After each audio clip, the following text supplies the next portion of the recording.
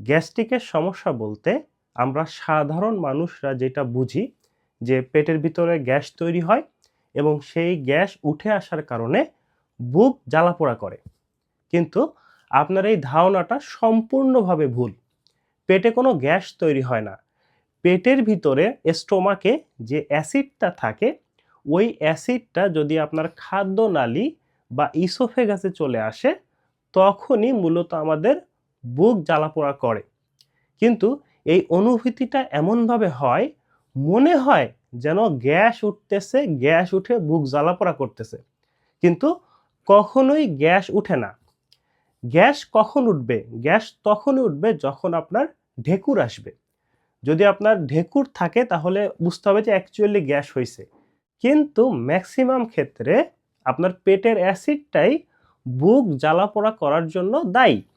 এখন এই গ্যাস্ট্রিক বা বুক জ্বালাপোড়া করলে আমরা গ্যাসের ওষুধ খাই। অমিপ্রাজোল, সেক্লোসার্জেন এই টাইপের, অথবা অ্যান্টাসিড। এই ওষুধগুলো কি করে? এই ওষুধগুলো আমাদের পেটের অ্যাসিড তৈরি করতে বাধা দেয়। মানে নতুন করে অ্যাসিড তৈরি হতে দেয় না। অথবা অ্যান্টাসিড যেই অ্যাসিড তৈরি হয়েছে সেই অ্যাসিডটাকে নিউট্রালাইজ করে দেয়। ফলে আপনার বুক জ্বালাপোড়া কিন্তু বন্ধ হয়। তাহলে আপনি যে গ্যাসের ওষুধটা খাচ্ছেন সেটা কিন্তু গ্যাস বন্ধ করতেছে না, সেটা কোনো বাতাস বন্ধ করতেছে না, সেটা অ্যাসিডকে বন্ধ করতেছে।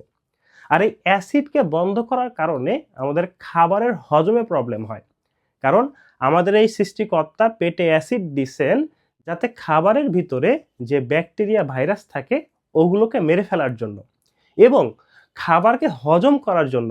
বিশেষ করে প্রোটিন, আমিষ, মাছ, মাংস, দুধ এদেরকে হজম করার জন্য পেটের অ্যাসিড দরকার।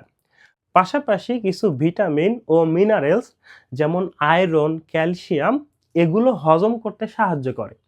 তো আপনি যখন মাসের পর মাস, সপ্তাহের পর সপ্তাহ এরকম গ্যাসের ওষুধ খাইতে থাকবেন, তখন খাবারের ভিতরে ভিটামিন, মিনারেলস ঠিকমতো হজম হবে না এবং খাবারের ভিতরে ব্যাকটেরিয়া, ভাইরাস থেকে যাবে, যেটা পরবর্তীতে আপনার আইবিএস বা দুর্হজম, বদহজম এই ধরনের বিভিন্ন সমস্যা তৈরি করবে।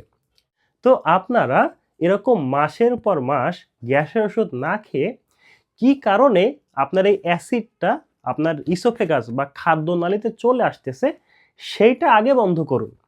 সেটা যদি বন্ধ হয়ে যায় তখনই তো আপনার এই বুক জ্বালাপোড়া করবে না, গ্যাস্ট্রিকের সমস্যা থাকবে না, এবং গ্যাস্ট্রিকের ওষুধের কারণে যে সমস্যাগুলো পরবর্তীতে হচ্ছে সেগুলো হবে না।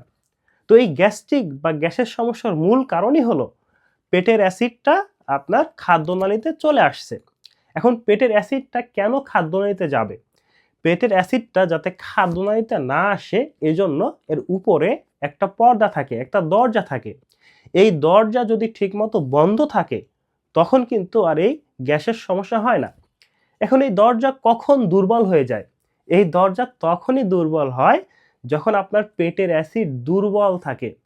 আপনার পেটের অ্যাসিড যদি শক্তিশালী হয় তখন এই দরজা স্ট্রংলি বন্ধ হয়। পেটের অ্যাসিড যত দুর্বল থাকে এই দরজা তত লুজলি ওপেন হয়ে যায়।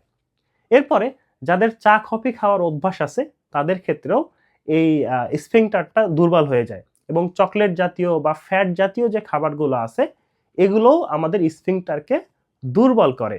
এরপরে আপনারা যদি খাবার সময় মতো না খান, এক এক দিন এক এক সময় খান, উল্টাপাল্টা সময়ে খাবার খান, তখনও কিন্তু এই যে স্ফিংটারটা সে ঠিকমতো কাজ করে না। তো এজন্য আপনার এই স্ফিংটারটা যেন স্ট্রংলি বন্ধ থাকে, সেক্ষেত্রে আপনার পেটের অ্যাসিডটাকে স্ট্রং করতে হবে। পেটের অ্যাসিডটাকে স্ট্রং করার একটা উপায় হলো আপনি খাওয়ার পূর্বে পেটের ভিতরে যদি দুর্বল অ্যাসিড দিতে পারেন।